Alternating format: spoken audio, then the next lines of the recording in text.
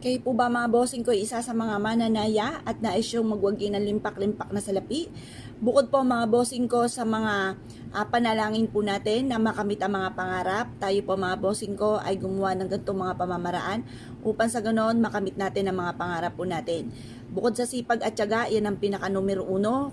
Kung kayo po ay isa sa mga marami mga pagsubok na pinagdadaanan, gamitan nyo rin po nito. Pangkalahatan po ito. Iwi-wish po natin dito sa ating bawang ang lahat ng nais po natin mga bossing. Kagaya po ng halimbawa, isulat natin yung amount na gusto po natin. Or kaya yung lucky number natin. O sige, lucky number muna. Halimbawa, paborito nyo nga po ay 7, tapos 5, tapos 8. Tatlo na po yan. Tapos, edad ko ay 41. Tapos, ang edad ng aking anak, yung anak ko na muna, hindi muna mister ko. Tapos, yan, edad ng aking mga anak, 1910. 24, yan. Tapos, sabihin nyo po dito, jackpot. Manalo ako ng jackpot sa number na ito. Tapos, mga bossing, isulat yung matagal mo nang pinapangarap na amount, halimbawa ay 5 million or higit pa. Wala naman po masama mga bossing na mangarap, wala pong bayad po yan. Yan, isulat po natin yan, 5 million. Pagkatapos mga bossing ko, isulat nyo pa yung nais po ninyo mga bossing, isulat. Isulat nyo na po, paikot po yan mga bossing ko, ano pa yung nais ninyo. Halimbawa halimbawa ay big house. Big house.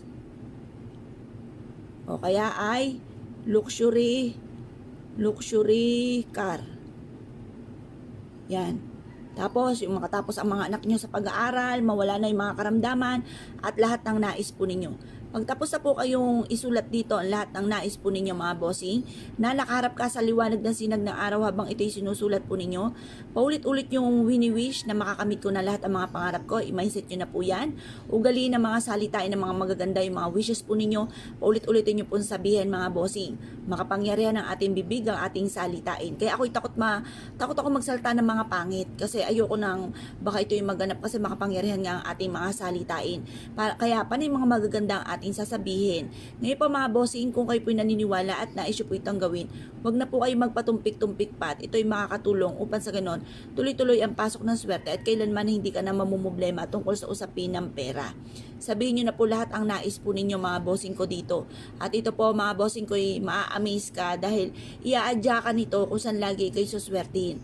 Kapag po ito'y nabilad nyo na sa sinag ng araw, iipit nyo po ito sa inyo pong pitaka. Bitbitin kahit saan kayo magtungo. At ito po mga bossing ko ay katuparan sa lahat ng mga pangarap po natin. Ito po ay makakatulong upang sa ganon, kung ano man po yung ninanais ninyo ay parang hindi maging mailap sa inyong swerte at iadya ka kung saan lagi kayo suswertihin.